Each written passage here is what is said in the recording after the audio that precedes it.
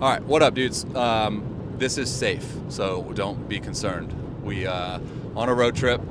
We threw up a IG Q&A little poll deal on the story the other day, and we're going through it, looking at some topics that you guys want to know. And I saw a particular question that is a really good question, I think, moving forward for a lot of pitchers potentially going through like a rehab process. My guy to my right here is about to be going under the knife. We don't know a date, but he does need Tommy John surgery, so he'll be going through the entire process of rehabilitation. That bug literally just hit the same exact spot I've been staring at this entire time. Wow.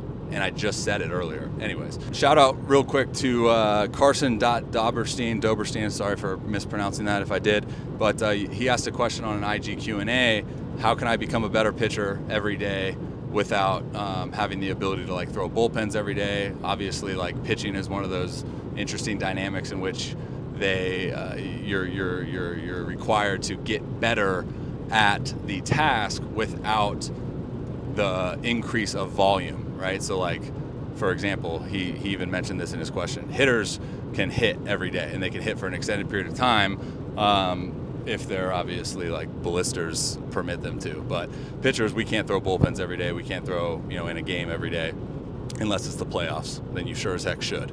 Just kidding. But I wanted to talk, and we'll piggyback off each other going forward, about the dynamic of how you can improve at your own personal art of pitching without actually pitching. So probably centered more towards the guys that are like going through a rehab process. From personal experience, I've been through a couple rehab processes, most recent being my lat surgery. It took me 18 months to have like a full recovery, and then it took me like 22 months, maybe 24 months to, I think, get in another game due to COVID issues. But Harmless here is also going to be going through his own, personal rehab journey, because he's MRI confirmed torn ulnar collateral ligament. Partial tear or full tear? High grade to complete. High grade was the report. High grade to complete tear of the UCL, which is the requirement to get Tommy John surgery. So I thought it would be a good opportunity to sit here and talk, just give you my kind of point of view.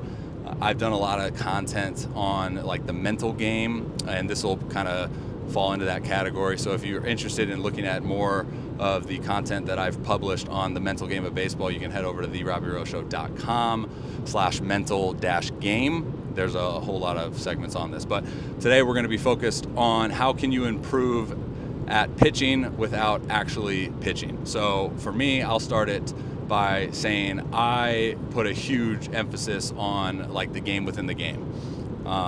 We have a lot of conversations about like the strategic chess play that is pitching to hitters. Now, I don't want to get too far down this rabbit hole, because I do believe that at the root of this entire conversation of being a good pitcher, there needs to be simplicity. There needs to be a mental strategy in which you just clear the mind and you just go and you rely on your natural athleticism take over. But also, I think there is a time, especially like I said, during the rehab process, that you can improve on this by strengthening your mind. Now, first steps, I would say, in terms of like, let's say just like an introduction to mental conditioning, mental training pertaining to the game of baseball, I would encourage guys to get really good at regulating like a breathing routine, right? I've talked a lot about how I think it's so interesting in the game of baseball because we're so physical all the time. Everything from a training perspective is so physical. Get good at mechanics, get good at your pitch grips, all these physical components. But yet when we get into a game, there's a lot of struggles upstairs, right? This wants to kind of take over, which restricts and limits your physical capabilities. So I think it's 100% a requirement if you are an aspiring successful pitcher to really hammer home your mental game and get good at your ability to shut your mind off when needed.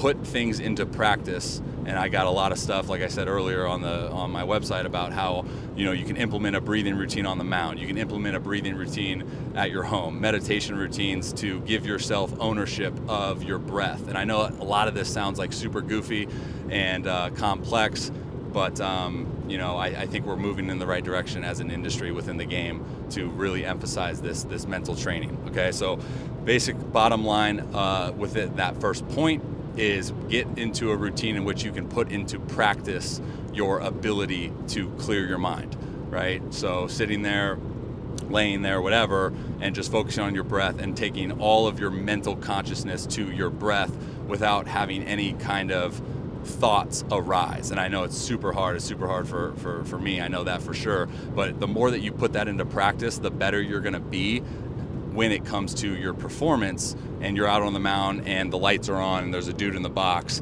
and you're sitting there knowing full well that you need to clear your mind. I think you're going to have a better ability to do that. Now, second thing I would say within the kind of same segue into that point with breathing and clearing your mind is the visualization. This is something that I took really serious during my rehab because I implemented a lot of like meditation routines throughout the day. A visualization routine would just be an example would be like closing your eyes and visualizing everything that you want to accomplish within like a certain pitch. Let's just do, pitch to pitch. And if you go across the board with individuals in this world that are extremely successful at what they do, a lot of them you'll see a commonality that they just visualize them having success. A lot of keynote speakers will talk about how, if they're going to go make a presentation, they'll visualize them just crushing the presentation, visualize the audience, and it's the same thing for pitching. Visualize yourself on the loneliest place in the world, that pitching mound.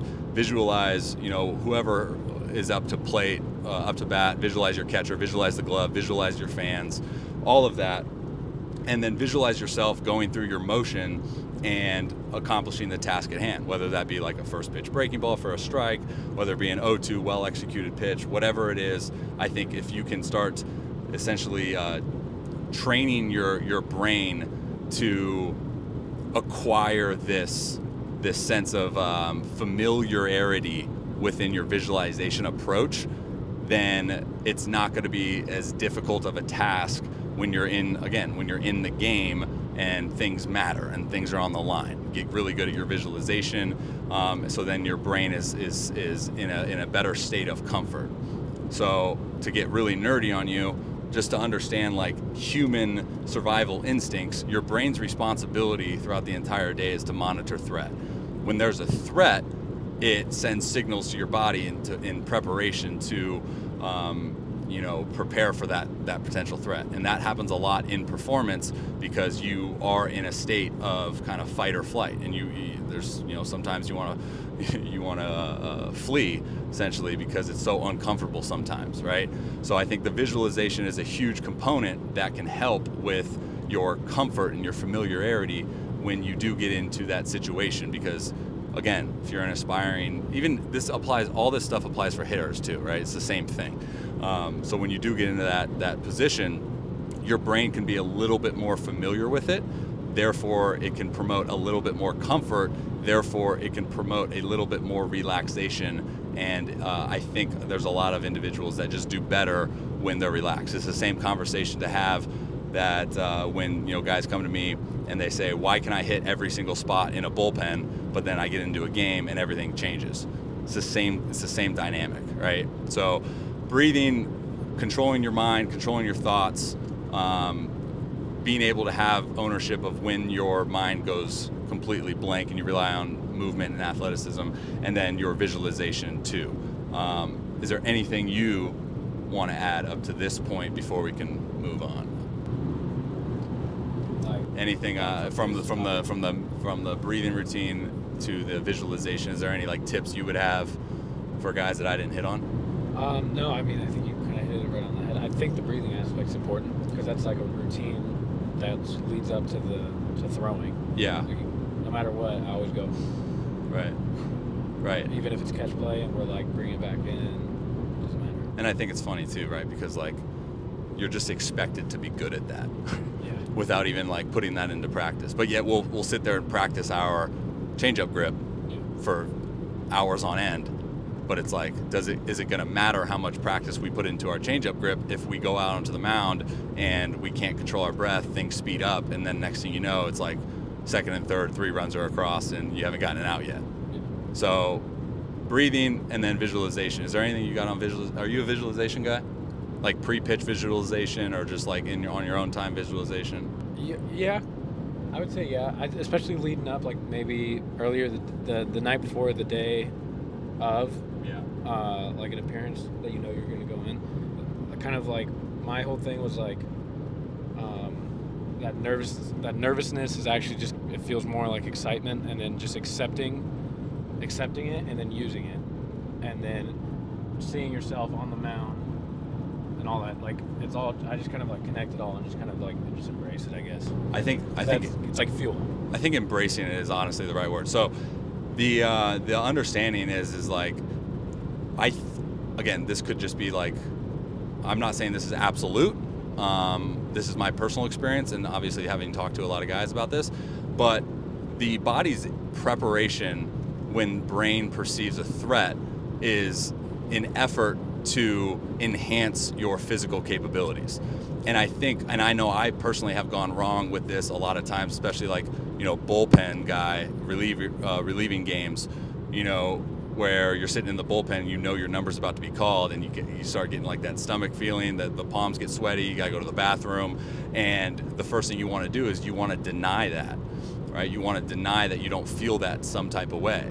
But I think in reality, like you said, the acceptance of it and be like, all right, let's go. Like, let's go. Our body's prepared. We're ready for this. And I think it's a way to increase your adrenaline, testosterone, growth hormone, whatever you want to call it, in effort to prepare for battle.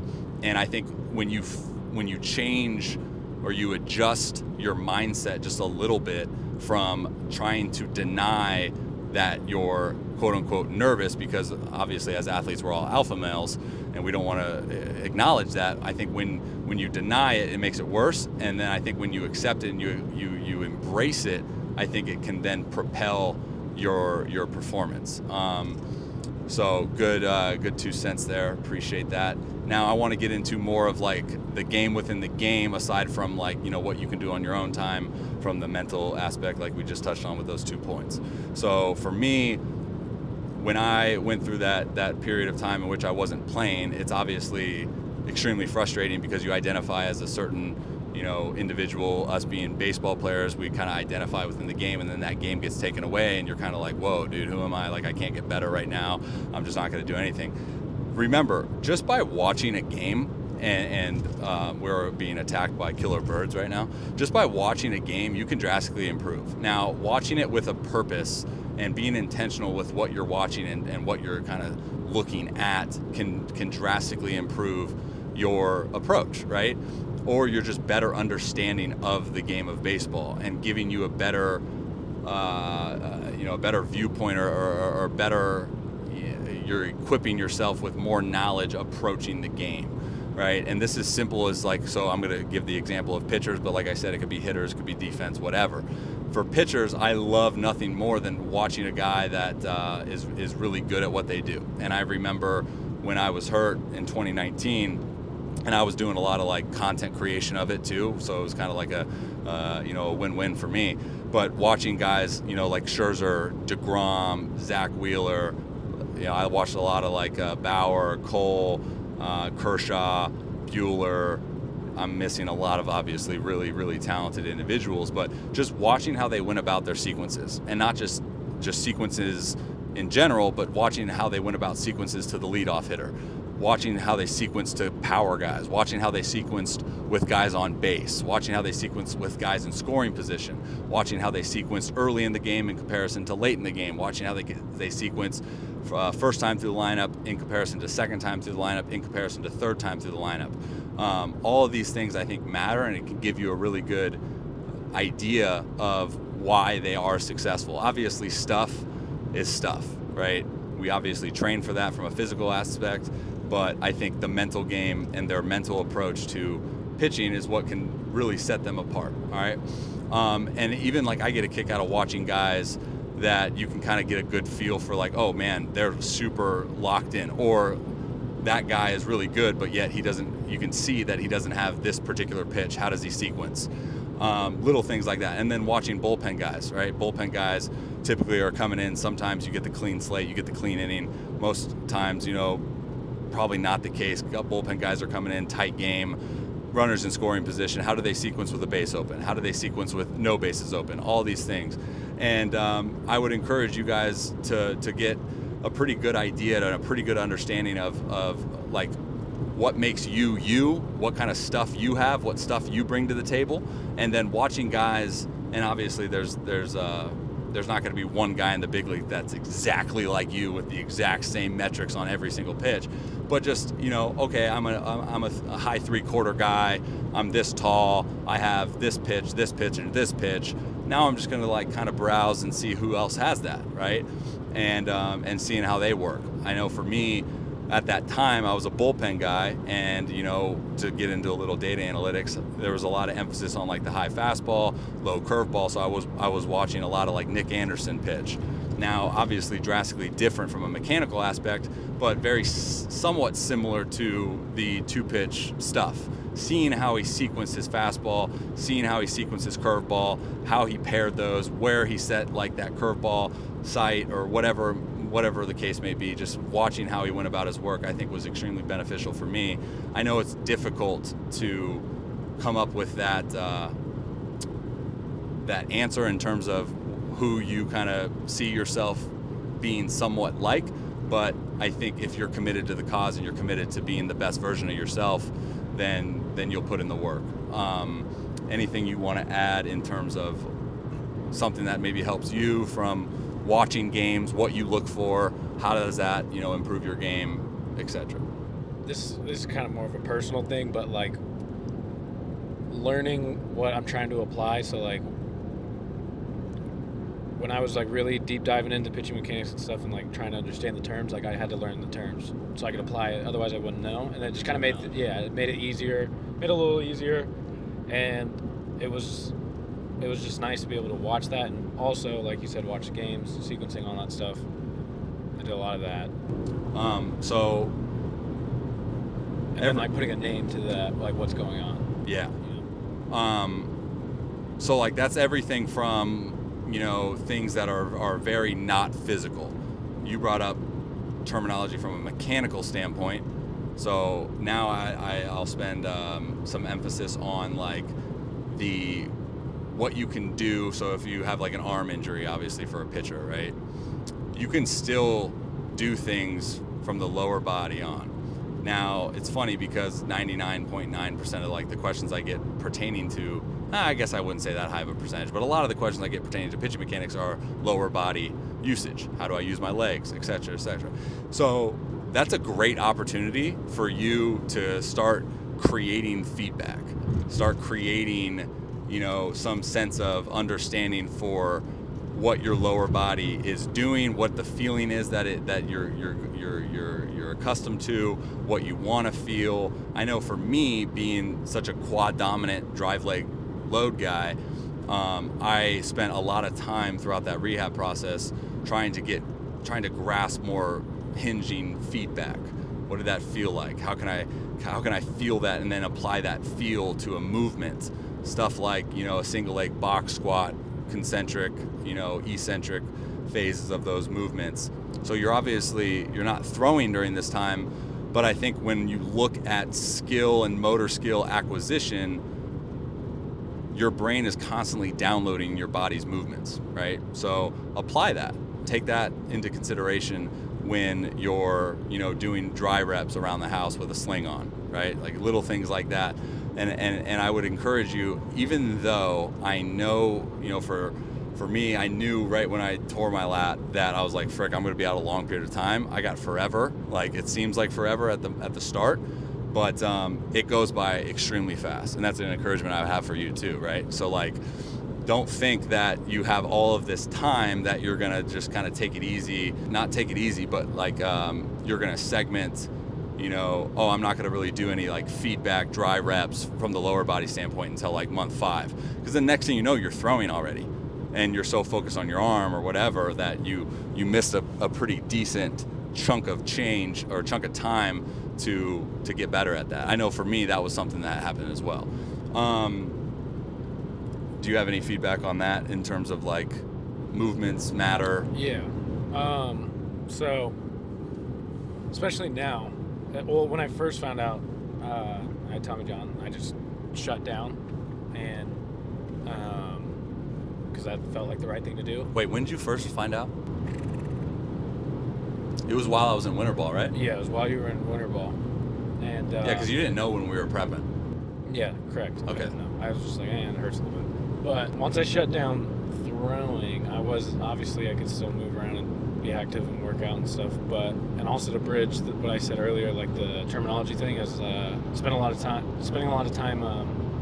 just kind of like, what's your cues? Like putting names to your cues. Right. That, and like just walking, like going up the stairs and feeling my like leg pressed down in a stair. I was like, oh. It's the littlest wait, things. do I push against? Do I push down? Do I hip hinge more? Do I think of hips? And then you just create your cues and then put the terminology in. And that's just how I think. But, right. I mean, even though I have Tommy John, thankfully, I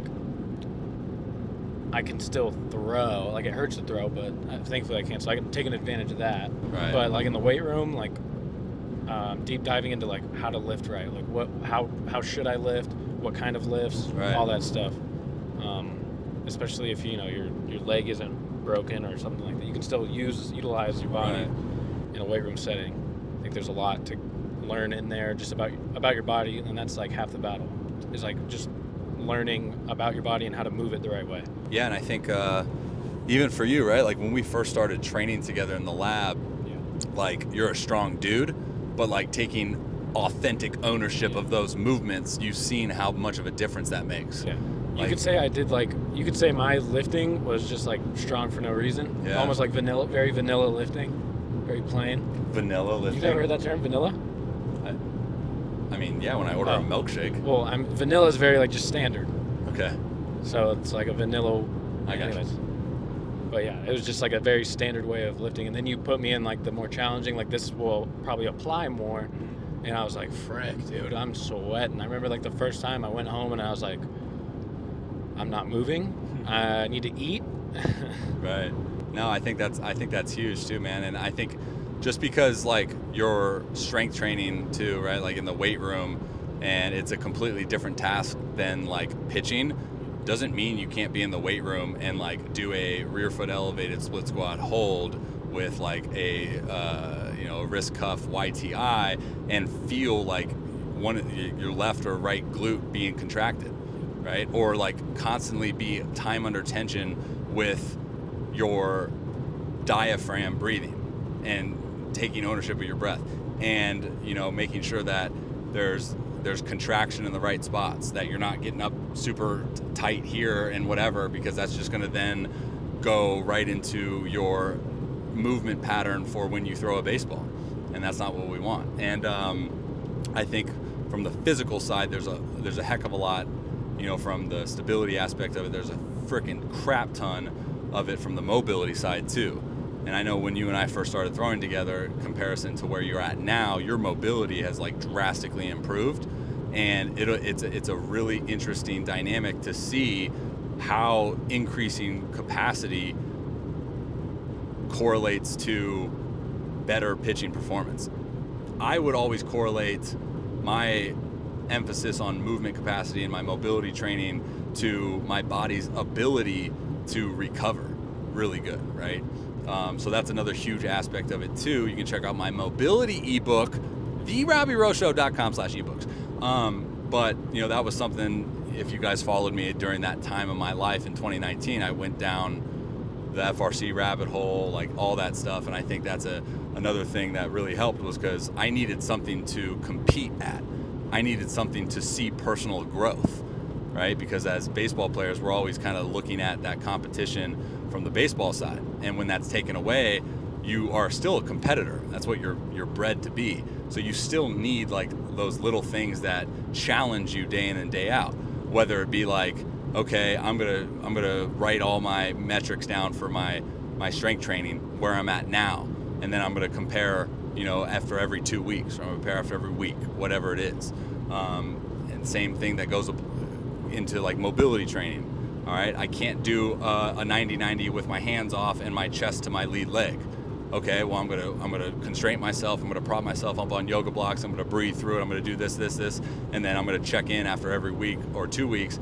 And I'm telling you guys, like, the dopamine release that you get when you see improvement is what joy is. So if you can, constantly, I know it's tough, guys, like we've all been there, but if you can find things to compete at, even random things, right? So for me, when I lived in Omaha for that year I wasn't throwing, I competed at juggling, and I've always been a good juggler, but my goal was how can I juggle 4 balls? And everything I did from a routine standpoint with my juggling, I know this sounds stupid, but I have a whole nother segment on how I think juggling is a stepping stone into flow state, which is a stepping stone into optimal pitching performance. You can find that on my YouTube somewhere. But it's still something that I get to look forward to. My brain kind of latches onto and goes, hey, like, we have something to compete at, like, let's go. Now, that could look different for you. I don't know what you kind of have envisioned for like your competition, like what will challenge you going through the rehab process, if you want to kind of just brainstorm that. Yeah, I mean, I'm going to be in a sling. I'm going to be in like the whole shebang. Is that going to affect your video game performance? No, I'll find a way. Video games, I was going to say that with visualization. Video games, honestly, like playing MLB The Show and sequencing, do you think you've benefited from that? I mean, like, I just know, like, what I want to do, like, and I sit there and, like, I just look at, like, I mean, I'll do the pitches or whatever, but, like, I'll sit there and look at the swing timing, and I'll be like, all right, I know what to throw now. And then there's, like, I don't know when the last time you've seen it, but there's this tunnel that shows the pitch movement, right? And yeah, that wasn't around back in 85. Right? And so then it's kind of cool, like, they have these little tunnels, and so you tunnel the pitches off of. I didn't know that. That sounds amazing. I wish our like Nintendo Switch back there was operation ready.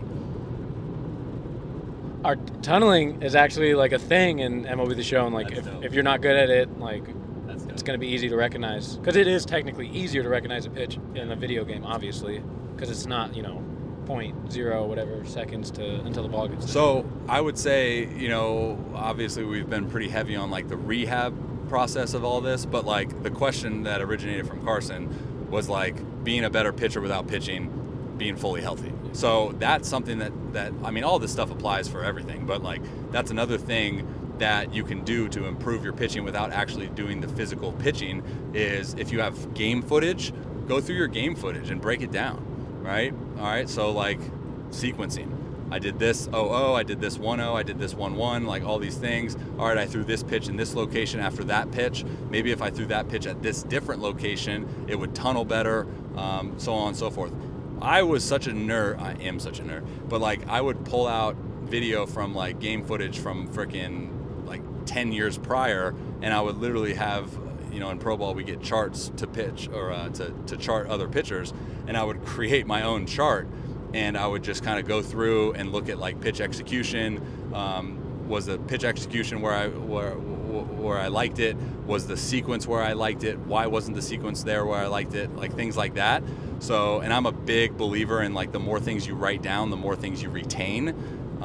So like just writing stuff down. Another thing that I did, and this was another kind of like a win-win for me, was I was writing books and I was creating ebooks during this time, and I did a whole ebook on like pitch grips, which is still actually available. So I did a ton of research on like very successful pitchers and their pitch grips, and I actually like wrote things down that I wanted to try when I was healthy again.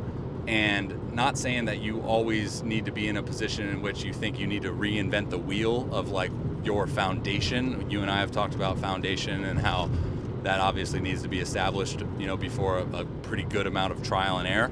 But the amount of information that's accessible nowadays on the internet is ridiculous. Now, it's obviously your job to filter out information that doesn't quite apply to you and what information does, but especially during a time in which you are maybe hurt and you're not going to be throwing for a while, even just gripping a ball, obviously consult with like your doctor or your physician on if you can actually grip a ball depending on your injury, but gripping a ball and seeing like, oh, this feels good. Like, oh, I wonder what this was. I remember one time, dude, I had a freaking dream about a specific, like, I think it was a curveball grip.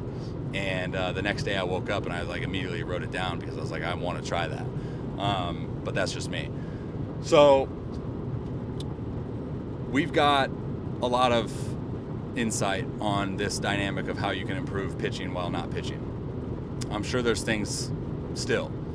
Conversations with other pitchers, or conversations, for me, it's always, and this was another win-win for me. I started a podcast during this time. And I loved having guys come on that were from the hitter's perspective. And I loved talking to hitters. Loved talking to catchers. Little things like that just give you like a little bit of insight to something that can constantly just improve your knowledge. And I think that stuff goes a long way. Now the question becomes like, are you willing to do all of that? Are you willing to do some of it? That's where it kind of becomes tough, because the motivation required, the motivation that is had during a time in which you might be injured is very low. Like, how much motivation did you have when you found out your freaking elbow sucked? Pretty upset. Pretty freaking upset. Like, why would I throw right now? So it's always important to be mindful of the passion that you have for the game. And that's why I always say, like, motivation is temporary, passion is it lasts forever. So when you're passionate about it, that's going to fuel your daily motivation to improve. So, to quote Gary Vee, find your passion. Insert Gary Vee voice. Think back. All right. You focus on the mic. What do you got? Build off, what? What'd you just say? To build off talking, conversations with hitters, conversations with pitchers, passion, motivation. Oh. We got it. Light bulb. Fortunately, I've been able to like throw through this a little bit until I get my surgery. So just being able to take advantage of that is extremely nice. But like having that like passion, because like at first I was like, oh, screw this, dude. This sucks. I got to get the surgery. Then what? It's going to be 12, 14, 16, 18 months. And then we kind of like tested the waters a little bit. And then we kind of found a system that worked. And we kind of did this like slow build up for myself. And then now I've just been able to take advantage. But I mean, like I could have easily just been like, screw this. I'm just going to go play frickin' MLB The Show and Call of Duty until I get my surgery and probably not work out. Because like what's going to be like, what's it going to do if I'm just going to be in a sling? But like I have my legs, I have up here, I've got so many ways to like improve. And even just like, and I've noticed like I don't take a single throw for like granted now, because like I know like I got to get the surgery, so I'm going to be shut down for a while. And then there's some people who just can't throw at all, even in like, and I've just been lucky enough to be able to throw while I wait for TJ, and like kind of build upon my foundation a little bit more, and just kind of like set myself up so when I do get back, I know exactly what I need to work on. I know where I'm at, and it's going to be a little different, with the surgery and stuff. Who knows what could happen? Hopefully I just return and nothing too crazy, like I lose extension or something, like a massive You amount. could lose some extension. And I have something to give. You have 14 degrees to give. So, but, at least I'll have something in mind, like, okay, I have a plan going in. Day one, I know what I'm doing. I know what I'm working on. Yeah, so that's my 2 cents. That's good. No, that's really good, because I got 3 points now. I forget the third one, but there's 2 of them that I remember. Now there's only 1. All right, first things first. Being hurt, obviously, the rehab, being out of the game, like, it sucks, but I do think it gives you, like, a newfound love for it, right? So, like, the old saying, which I don't think was intended for baseball, but, like, you don't realize how much you love something until it's taken away from you, right? So coming back, right, is like a whole new experience and could propel your long-term / big picture goals, which could be a real blessing in disguise. I'm sure you've heard that from multiple people. I know I've said that in the past as well. Second, the fact, I was sitting here like while you were saying all this, I was like, what I had envisioned as I was coming home from Puerto Rico throwing with you, and what we actually got to do during our time home couldn't have been more off. Like, just to give you guys context, like I think he's throwing the ball better than he's ever thrown it. And it's going to be really exciting moving forward to see what he's capable of doing with a full freaking vibranium shielded UCL, because I think he did a really good job with recognizing the lowest hanging fruits in terms of his improvement moving forward. So piggybacking off that concept, I would always encourage guys. I know we always talk within the baseball industry about like having the big picture mindset, but when it comes to like the rehab, you obviously want a big picture mindset, but like how does each and every day, right? So if you sleep 8 hours, how does this 16 hours, what can I do within this 16 hours that's going to influence this big picture? And remember, every day matters, right? And I know, to get a little bit nerdy and sentimental, there's always individuals that are worse off, I think. And for you to be mindful of what you can do rather than being mindful of what you can't do, I think influences a lot better mood moving forward in your life, right? Because I know your human instinct, us being humans and us being flawed, your instinct after a injury or whatever is to completely disconnect and want to escape and to feel sorry for yourself, and just do something else. But I think the mindfulness of, okay, obviously I know what I can't do right now. What can I do? I don't want to go too deep into that. I know I could, but I think that changes a lot of different things in your outlook on life. And if you can adjust your outlook on life to be more positive during a dark time, then you're going to be more compelled to want to positively impact other people's lives around you. And that's going to therefore give you purpose. And I think having purpose through a time in which the original thought of your purpose is taken away from you is extremely important. So I know for Harmless over here, I think he's in a good spot.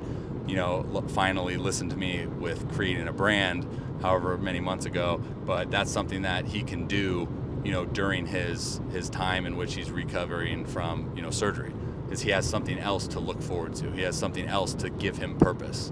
And I'm not saying that everyone that listens to this that may be going through an injury needs to create a brand, but it can be as little as, things like that.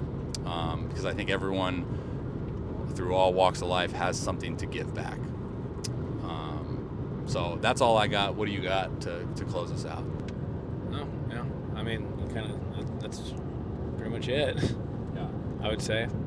Okay. But just the whole thing, just looking at it glass half full and half empty was a great way to put it. It's hard to do, man. It's like a way to, it's how, kind of pretty much how you described it. It's hard to do. And I would say, like, I don't know how you guys are personality-wise, but, like, I know for me, I moved to a different state, which I was alone in.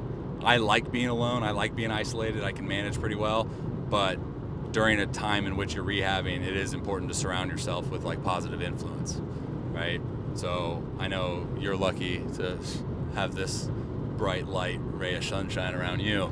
Just thinking more your mom invited me to ping pong. Oh, that was something too I'd never forget, man. I saw, I think, my first ever friend/teammate that I saw go through the Tommy John process. Luckily for him, he actually played ping pong with the opposite hand, so he was a left-handed pitcher. He played ping pong right-handed. Or maybe he just started playing ping pong right-handed, who knows? And that was his thing. He would just play ping pong all day, which could be super cool. But yeah, that was good. Anything else, man? You want to just give me a little You didn't do that as much. I thought for sure you'd be like, I was fighting it, man. I was fighting it. I did so good. You did really good. Okay, in closing, we are driving through Nebraska, and speaking of outlook on life, ours looks very gray. Gray, yellow, Bug splattered. more gray. All right, in closing, a few links of consideration. The mental game content on my website. Ebook for mobility, ebook for pitching mechanics. If you want to take deep dives into the understanding behind all that stuff, I have ebooks available, pitch grip analysis ebook available on the website. You can join his Discord. Well, you want to throw the Discord link in the description? Yeah, or you can just go to my my profile. It's in my bio.